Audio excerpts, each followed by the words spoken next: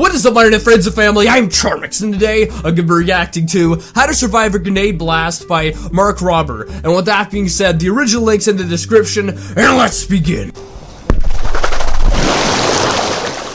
So I'm here today in Florida filming with Kevin, more commonly known as the Backyard Scientist. That's right. And today we're going to take these two live grenades and we're going to be dipping them in this tub of liquid nitrogen. So go ahead and hand them to me.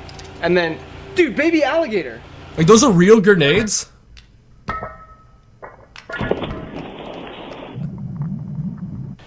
Shit's about to go down.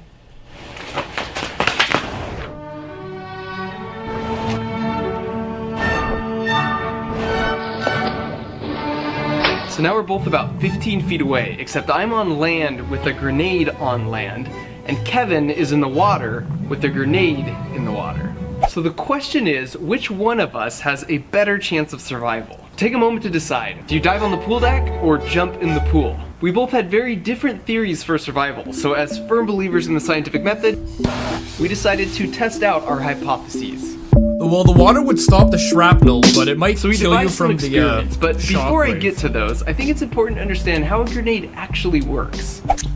So once you pull the pin, as long as you keep this handle pushed down, you're perfectly safe. But as soon as you let go of the grenade, this handle springs off, which releases a spring-loaded striker that hits a percussion cap that starts a 5-second fuse that you can't do anything to stop. And I never really thought about it until I made this video, but the reason you see a waffle pattern in grenades is to create weak points in the shell, so that's where it's going to break first. And since there are 40 bumps, this grenade is basically an explosion that shoots 40 bullets in all directions. In warfare, that's what makes them lethal. So the best strategy is to get as far as possible in a few seconds and then hit the deck with your feet facing towards the grenade. This presents the smallest possible target for a flying grenade chunk to hit. So 15 feet away, mathematically, that puts my chances of getting hit at less than 1%. But things are even better for Kevin in the pool. It's been well documented that bullets do not travel far in water at all. The drag force is so high, they just disintegrate after a few feet. So he has a 0% chance of getting injured by a grenade fragment in the water. But we are thorough men of science, and we wanted more information, so we designed an experiment where we filled 3 balloons, half with water and half with air, to roughly mimic the human body, which is mostly water, but we have pockets of air in our lungs, intestines, in our sinuses, and our ears. And then we subjected them to identical explosions,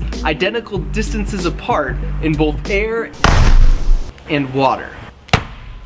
As you can see, there isn't much effect on land because air is compressible, which helps dissipate energy, plus the blast wave reflects around objects. But in water, the story is different.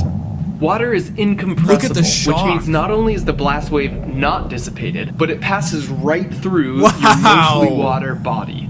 That's so the air in these crazy. balloons represents the air in your body, like your lungs and your sinuses.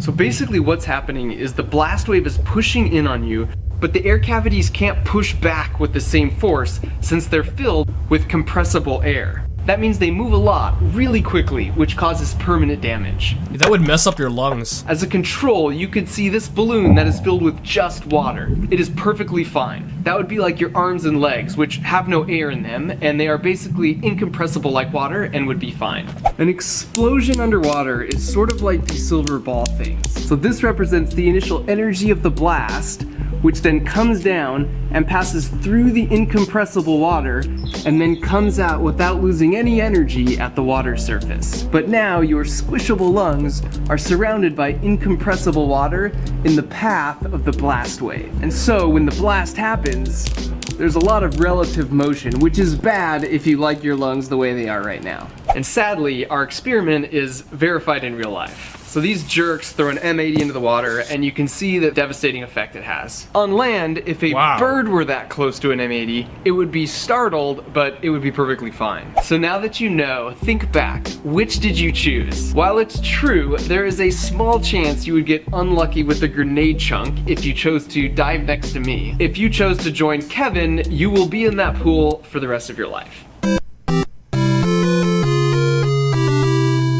Alright guys, hope you liked this video. This is pretty cool. I did suspect that jumping in the water, like I know the water itself would stop the shrapnel from hitting you, but I did suspect that the shockwave would kill you because hillbillies fish with grenades, as I've seen in movies. But with that being said, I hope you enjoyed this video. Also, if you were to jump beside this guy on land with a grenade, even if a piece of shrapnel were to hit you, it'd most likely hit you in the feet, and I mean, that's not deadly.